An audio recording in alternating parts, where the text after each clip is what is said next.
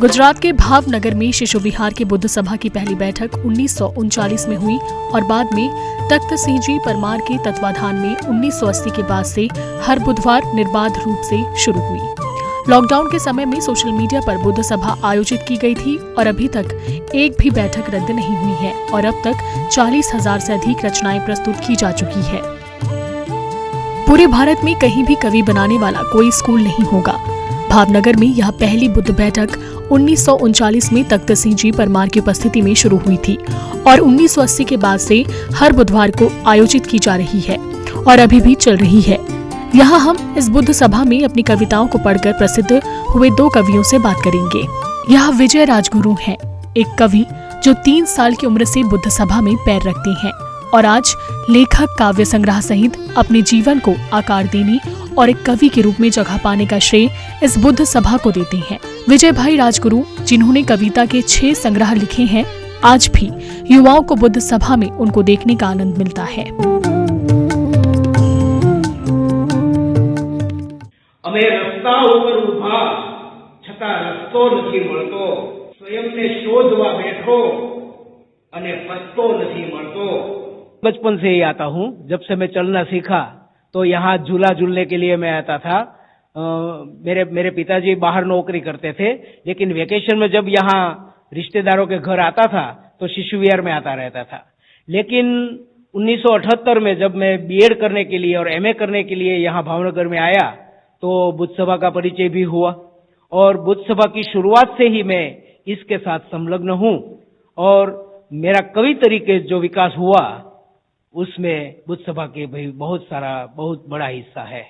मैंने गद्य और पद्य दोनों में 8 पुस्तकें मेरी प्रकाशित हुई है और उतनी ही पुस्तकें अभी अप्रकाशित है।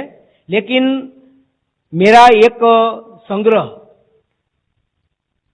तू बर्फनी मीणबत्ती मैं गुजराती में ही लिखता हूँ। हिंदी में बहुत कम लिखा है, गजल आदि लिखा है हिंदी में, लेकिन गुजराती में ही लिखता हूँ। मेरी 8 पुस्तकें आई है, उसमें से इस पुस्तक का विमोचन यहाँ बुद्ध सभा में हुआ और मैं कवि तरीके जो सिद्ध हुआ हूँ उसमें बुद्ध सभा का मेरे पर बड़ी कृपा है। हेमल भाई पंड्या 1997 से बुद्ध सभा में शामिल हुए थे और उन्होंने अपने शब्दों को कलमबद्ध करके अपने स्वयं के याद किए गए शब्दों के साथ एक एल्बम भी बनाया था। रंगो बधास पाकर मारा नहीं समाना हूँ इंद्र धनुष देवो सजाओ सुहावा। पहले एल्बम के लगभग 4.50 लाख रुपए एड्स कंट्रोल ट्रस्ट को दान किए गए हैं।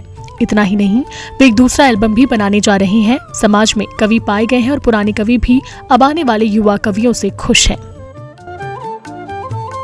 कोरोना जैसी बीमारी और मुश्किल समय में भी लॉकडाउन था, फिर भी ये बुद्ध सभा अटकी नहीं है, वो अविरत चल रही है।